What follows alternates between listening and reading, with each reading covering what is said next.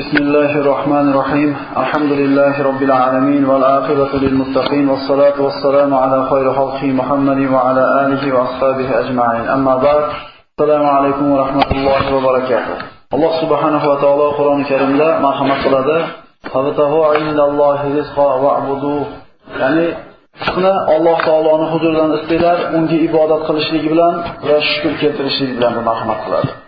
Boshqa bir oyatda "Va ma xalaqtul jinna val insa illa liya'budun." Men jinlarni va insonlarni faqat mengagina ibodat qilishlik uchun yaratdim. Ulardan rizq so'ramayman, balki ularning rizqlarini men o'zim yetkazaman deydi. Mana rizq haqida gapiradigan darslarimizni davom etkazadigan bo'lsak, bugungi birinchi suhbatimiz mana shu kitobning bir tamhidi hisoblanadi. Kitob yozgan muallif o'zini kitobini boshlar ekan, quyidagi so'zlar bilan boshlaydi. Men bu kitobimni yalqonlikka zo'r berib qo'ygan, mehnat qilishlikni xohlamaydigan, hech qanday bir rizqini kelishiga sababni qilmasdan tark qilib yotib olib, yana yetishmovchilikdan, farzandi ko'pligidan, kambag'allikdan shikoyat qilayotgan kishilar uchun qaratib yozilgan emas.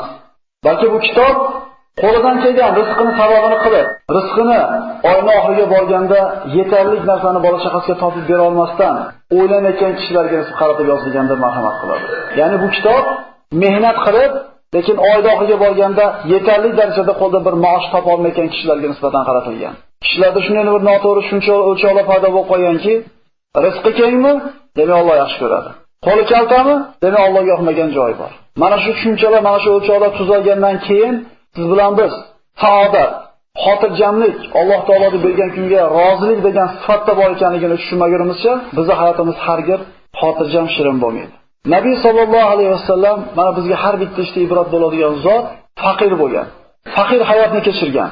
Faqir bo'lib yashadi va faqir bo'lib vafot etdi. Lekin u zotning faqirligi, siz bilan bizni juda ko'p faqir kishilarimizning faqirligidan farqi bor edi. U zot aslida boy bo'lgan.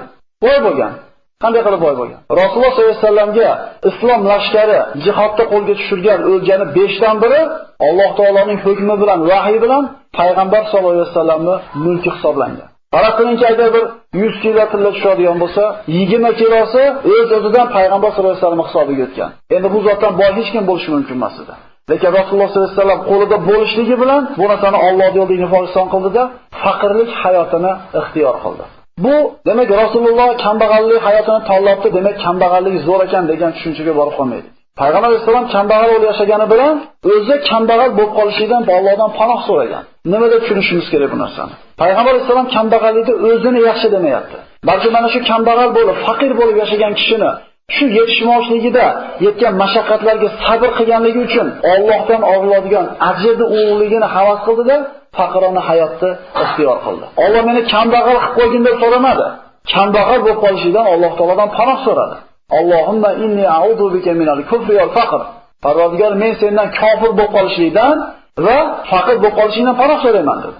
Rasululloh sollallohu alayhi vasallam hadislarda keladi, kambag'allik kufrga, boylik shirkka yaqin deydi.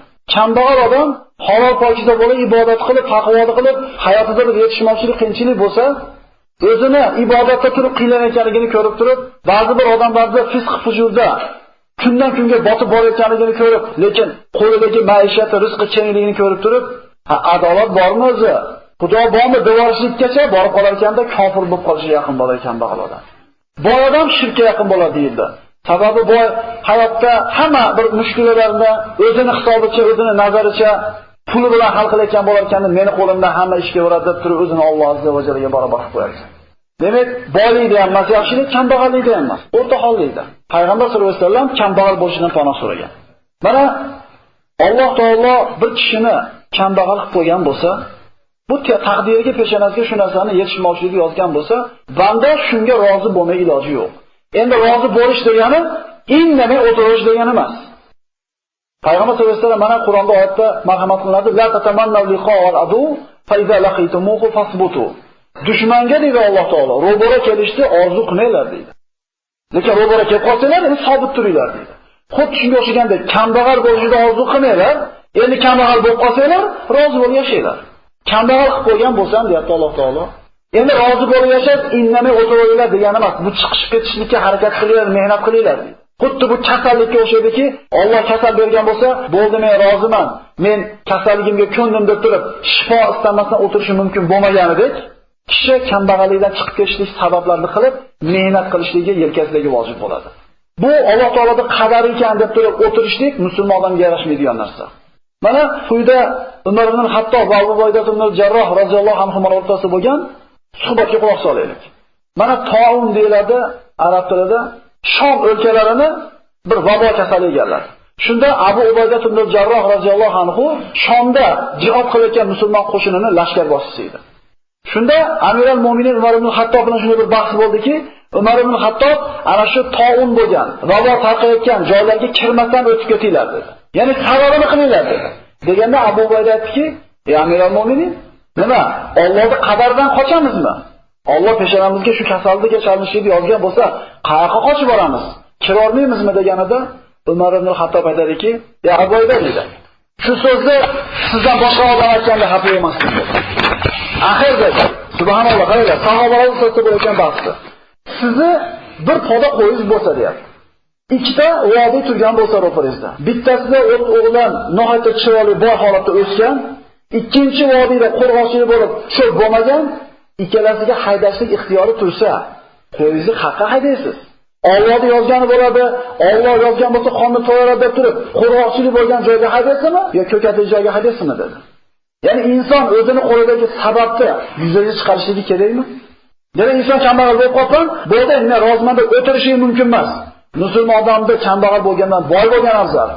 Chunki zakot beradi, sadaqa beradi, qo'l-qo'shnisini beradi. Beruvchi qo'l oluvchi qo'ldan baland degan Rasululloh sollallohu alayhi vasallam. Musulmon harakat qilishlik kerak. Lekin kambag'al bo'lgan bo'lsa, shu kunga rozi bo'lgan holda harakatini qilish kerak. Minmillamaslik kerak. Shikoyat qilmaslik kerak o'ziga o'xshagan odamlarga. Va bu juda ko'p siz bilan biz hayotimizda kuzatiladigan narsa, shuni o'rganib ketganmizki, qulog'imizga singib ketgan. Bu faqirlik nima?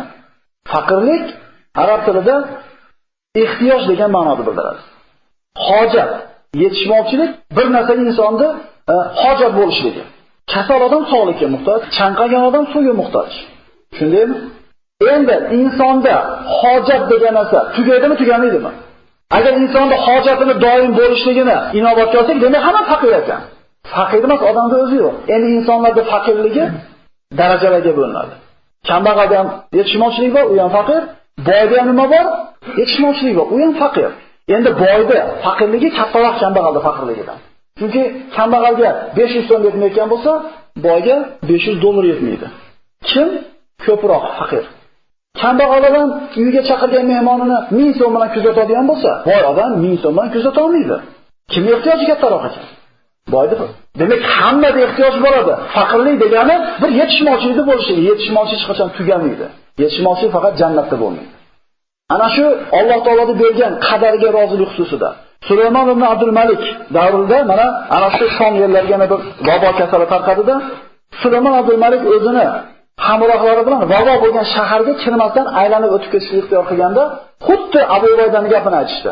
Ey Amirul Mo'minin, bu kishi ham xalifalardan edi. Allohning qadaridan qochamizmi dedi. Axir Alloh aytgan-ku, astagfirullah, la yanfa'ukumul firaru in farartum minal mawti awil qatli va idan la tumatta'una illa qalila. Alloh nima degan Qur'onda, Ahzob surasida? Sizlarning qochishligingiz o'limdan yoki o'ldirilishlikdan sizlarni qutqarib qola olmaydi. Agar qochadigan bo'lsanglar, ozgina ne'matlanasizlar, baribir o'lasizlar keyin deyapti. Deganda Sulaymon ibn Abdul Malik aytadiki, men o'sha ozgina foydalanib qolay degan joyini ushlab turib qochyapman deydi. Ya'ni o'lishim kerak bo'lsa, ozgina yashab olishimga sabab bo'ladigan aylanib o'tishlikni qilyapman deydi. Demak, musulmondan faqirlik boshiga tushgan bo'lsa, bundan chiqib ketishlik mehnatini qilish kerak, lekin rozi bo'lgan holatda. Biz shu o'lchovlarni to'g'rilab olmagunimizcha, siz bilan biz bu mushkullardan chiqa olmaymiz hargiz. Rasululloh sollallohu alayhi vasallam mana duolaridan Allohumma ahyini miskinan va amitni miskinan va ahshurni fi zumratil masakin yawmal qiyamah. Parvardigorim meni miskin qilib yashatgin, miskin qilib o'ldirgin. Qiyomat kunida miskin, kambag'al, bechoralar qatorida tiriltirgin dedi. Shunda Oysha onamiz, "Ya Rasululloh, nimaga endi miskin bo'lishni orzu qilyapsiz? Nimaga endi miskin ey Allohdan so'rayapsiz?" deganda aytadiki, "Ey Oysha," deydi, "Jannatga kambag'allar boylardan 40 yil avval kiradi. Bir kuni 1000 yilga barobar bo'lgan 1 yil, 40 yil qancha muddat bo'ladi?" Rasululloh kambag'alikni o'zini yaxshi ko'rmayapti, aytibdi qaytarib. Panoh so'rayapti, lekin hayotini miskincha bo'lishini Alloh taolodan so'rayapti. Mana shu aytilgan ma'noga payg'ambar sollallohu alayhi vasallamning quyidagi hadisi yana bir hujjat bo'ladiki, Imom Termiziyda keltirilgan hadis, Imom Alboniy buni hasan deb aytadi. Arada alayya robbi liyaj'ala li batha Makka zahaban faqultu la ya rob. Walakin aju'u yawman va ashba'u yawman. Imom Termiziyda keltirilgan sahih hadis. Parvardigorim menga Makkani Batho degan joyini oltindan qilib beraymi deydi. Ya'ni butun bir vodiy yoki butun bir katta bir joy oltindan qilib beraymi desa, payg'ambar sollallohu alayhi vasallam Parvardigor yo'q deydi. Bir kun qornim to'q bo'lsin, bir kun qornim och bo'lsin dedi. Ya'ni qornim to'q bo'lganda shukr qilib ibodat qilib, yo'q bo'lganda rizqini senga qo'lini cho'zib so'raydi. Kishida yetishmovchilikni bo'lishligi bu sog'likdagi kamchilikmi? Moddiy kamchilikmi yoki oiladagi kamchilikmi? Bu kishi uchun yaxshi narsa. Nimaga desangiz, og'risangiz kimga qo'yingiz cho'zasiz? Alloh deb Allohga aytasizmi? Og'rimasangiz Alloh deysizmi? Yo'q. Mashinangizga benzin tugagan bo'lsa, tiyla qolmagan bo'lsa, kim deysiz? Alloh deysizmi? Demak, mana shu sizga yetkazilgan kamchilik, mana shu faqirlik Allohni eplatyaptimi? Bilingki, mana shu kamchilik siz uchun yaxshi. Faraz qiling, hamma yo'qingiz yetarli bo'lsa, Alloh deyishlikka hojat bo'ladimi? Kam bo'ladi unaqa bir hamma yo'q yetarli odamlar Allohga shukr keltiradigan. Siz bilan bizda kamchilikni bo'lishligi Alloh deyishimizga sabab bo'ladi. Demak, bizda yetishmovchilik, kamchilikni bo'lishligi Alloh bizga bergan mehribonligi bo'ladi. Quyidagi duo payg'ambar sollallohu alayhi vasallamning duosiz bilan bizga ibrat bo'lishi kerak. Imom Muslim mustadrakda keltirilgan, Imom Buxoriy bilan muttafaqun alayhi bo'lgan hadis, Allohumma ja'al rizqa ala Muhammadin qutan. Parvardigor deydi. Muhammad oilasining rizqini kunlik qilib bergin deydi. Keng qilgin deb so'ramayapti bizga o'xshab. Tor qilgin deb so'ramayapti. Nima deyapti? Kunlik bergin deydi. Chunki u zot tirik ekanki, rizqi Allohdan ekanligiga iymoni mukammal bo'lgan inson edi. Biz bir qop unimizni yarmiga yeb qo'yganda bong urishni boshlaydi uyda. Yog' idishimizni qayta ko'rishni boshlaganda qo'ng'iroq chalishni boshlaydi uyimizda. Voy, tugayapti, ehtiyot bo'linglar, olib qo'yinglar, qimmat bo'lib ketar ekan. Payg'ambar sollallohu alayhi vasallam kunligini so'ragan. Rasululloh sollallohu alayhi vasallamga butun yer xazinalari ro'baro qilinganda payg'ambarimiz faqirona hayot orzu qildi. Abu Bakr Siddiq roziyallohu anhuni boyligi shu darajada ko'p ediki, boltalar bilan chopib beriladi tillalari. Abu Bakr pulni qayerga ketdi deganda Alloh yo'lida sarf tashlaganida, qullarni ozod qilganida. Umar ibn Hattob roziyallohu anhu davrida Fors va Rum xazinalari Madinaga to'kilganida hammasi. Lekin ustida 11 ta yamoq yaxtay bilan chiqib hayit namozi xutba o'qigan. Umar ibn Hattob roziyallohu anhuki nevaralaridan bittasi Baytul Molni pulidan bitta tangani solib yugurib chiqib ketganda, soqolamaga tushgan soqol yugurib borib, og'zini chiqarib tashlab qo'ygan. Birodarlar, ular qo'lida bo'p turib, bu narsani qalbidan tashqariga chiqargan.